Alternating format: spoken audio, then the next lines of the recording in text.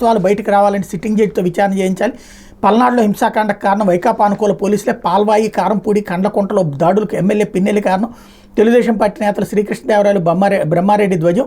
పోలీసుల కనుసరణలోనే పల్నాడులో హింస జరిగిందని తెలుగుదేశం పార్టీ నాయకులు కార్యకర్తలపై ఇష్టారాజ్యంగా దాడులు చేసి ఆస్తులను ధ్వంసం చేశారు. నర్సరావుపేట ఎంపీ, లోక్సభ తెలుగుదేశం పార్టీ అభ్యర్థి లావు శ్రీకృష్ణదేవరాయలు, మాచర్ల తెలుగుదేశం పార్టీ అభ్యర్థి జోలకంట బ్రహ్మారెడ్డి ధ్వజం ఎత్తారు.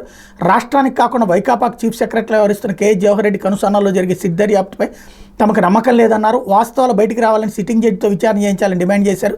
ఎన్నికల తర్వాత తెలుగుదేశం పార్టీ వారిపై దాడి చేస్తామని ఎమ్మెల్యే పిన్నెల్లి రామకృష్ణారెడ్డి పదే చేసిన హెచ్చరికలపై ఎన్నికల సంఘం జాతీయ మానవ హక్కుల కమిషన్కు ముందే ఫిర్యాదు చేసి చర్యలు తీసుకోవాలని కోరినా ఎవరూ పట్టించుకోలేదని వారు ఆవేదన వ్యక్తం చేశారు.